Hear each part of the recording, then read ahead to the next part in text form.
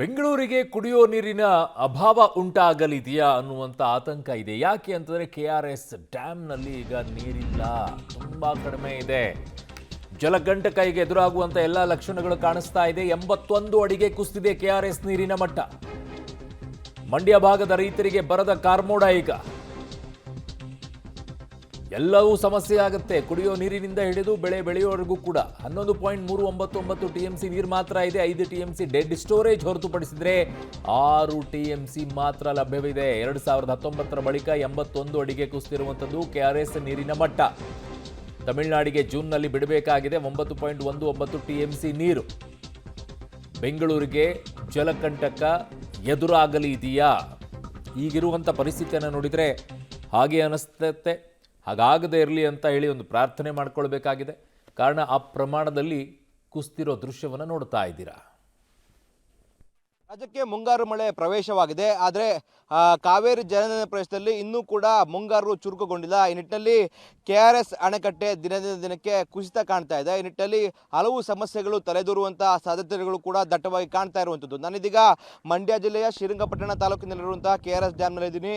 ದೃಶ್ಯದಲ್ಲಿ ಗಮನಿಸ್ತಾ ಇದ್ದೀವಿ, ಕಳೆದ ವರ್ಷ ಅಂದರೆ 108 ಅಡಿಯಷ್ಟು ಈ ಒಂದು ಡ್ಯಾಮ್ನಲ್ಲಿ ನೀರಿತ್ತು. ಆದರೆ ಈ ಬಾರಿ 81 ಅಡಿಯಷ್ಟೇ ನೀರಿದೆ. ಯಾಕಂದರೆ ಮುಂಗಾರು ಮಳೆ ಈಗಾಗಲೇ ರಾಜ್ಯಕ್ಕೆ ಪ್ರವೇಶ ನೀಡಿದೆ. ಆದರೂ ಕೂಡ ಕಾವೇರಿ ಜಲನಯನ ಪ್ರದೇಶದಲ್ಲಿ ಉತ್ತಮವಾಗಿ ಮುಂಗಾರು ಮಳೆ ಇಲ್ಲಿವರೆಗೂ ಬಿದ್ದಿಲ್ಲ. ಆ ನಿಟ್ಟಿನಲ್ಲಿ KRS ಅಣೆಕಟ್ಟೆಗೆ ಕೇವಲ 581 TMC ಅಷ್ಟೇ ನೀರು ಹರಿದು ಬರ್ತಾ ಇದೆ. ಆ ನೀರು ಪ್ರತಿನಿತ್ಯ ಕುಡಿಯುವ ನೀರಿಗಾಗಿ ಮಾತ್ರ ಖರ್ಚಾಗ್ತಾ ಇರುವಂಥದ್ದು.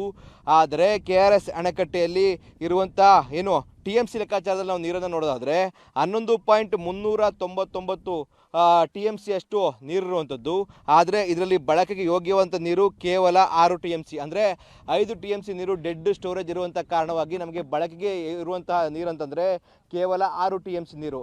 ಇನ್ನೊಂದು ಭಾರಿ ಆತಂಕ ಪಡುವಂಥ ವಿಚಾರ ಏನಂತಂದರೆ, ನಾವು ಕೋಟಾದ ಪ್ರಕಾರವಾಗಿ ತಮಿಳುನಾಡಿಗೆ ಈ ತಿಂಗಳಿನಲ್ಲಿ 9.19 TMC ಅಷ್ಟು ನೀರನ್ನು ಈ ತಿಂಗಳು ನಮಗೆ ತಮಿಳುನಾಡಿಗೆ ಬಿಡಬೇಕಾಗಿದೆ.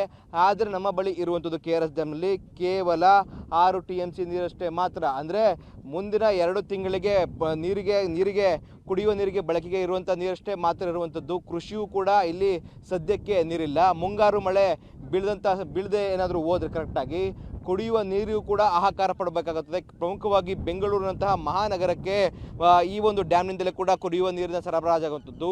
ಒಂದು ವೇಳೆ ಮುಂಗಾರು ಮಳೆ ಚುರುಕುಗೊಳ್ಳದೆ ನೀರಿನ ಪ್ರಮಾಣ ಇದಕ್ಕಿಂತ ಕಡಿಮೆ ಆದಂಥ ಸಂದರ್ಭದಲ್ಲಿ ಬೆಂಗಳೂರಿಗೂ ಸಹ ಜಲಕಂಟಕ ಫಿಕ್ಸ್ ಆಗುವಂಥದ್ದು.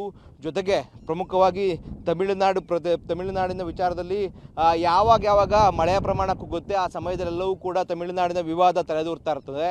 ಅದೇ ನಿಟ್ಟಿನಲ್ಲಿ ಇದೀಗ ಮುಂದಿನ ದಿನಗಳಲ್ಲಿ ಡ್ಯಾಮ್ ಭರ್ತಿ ಆಗುವಂಥ ಹಂತಕ್ಕೆ ಹೋಗಲಿಲ್ಲ ಅಂತಂದರೆ ಆಗಲೂ ಕೂಡ ತಮಿಳುನಾಡಿನ ಒಂದು ಸಮಸ್ಯೆ ತಲೆದಿರುವಂಥ ಸಮಸ್ಯೆ ಎದುರಾಗುವಂಥದ್ದು. ಜೊತೆಗೆ ಈ ಬಾರಿಯೇ ಸಹ ಕೇವಲ 6 TMC ಇದೆ.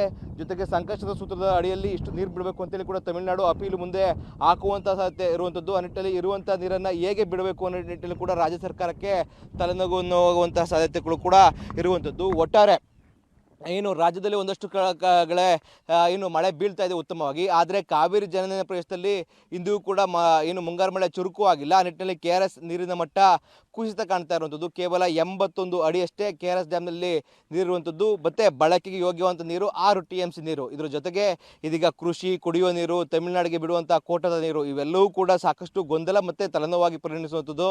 ಇದೀಗ ರಾಜ್ಯ ಸರ್ಕಾರ ಹೇಗೆ ಮ್ಯಾನೇಜ್ ಮಾಡುತ್ತೆ, ಜೊತೆಗೆ ಮಳೆರಾಯನ ಆಗಮನಕ್ಕೂ ಕೂಡ ನಿರೀಕ್ಷೆ ಇರುವಂಥದ್ದು. ಮತ್ತೆ ಆ ಕೃಪೆಯೂ ಕೂಡ ಜನರು ಪ್ರಾರ್ಥನೆಯನ್ನ ಮಾಡ್ತಾ ಇದ್ದಾರೆ. ಕ್ಯಾಮ್ರಾ ಪರ್ಸನ್ ವಿನೋದ್ ಜೊತೆ Rohit Devarahalli, public TV, KRS dam.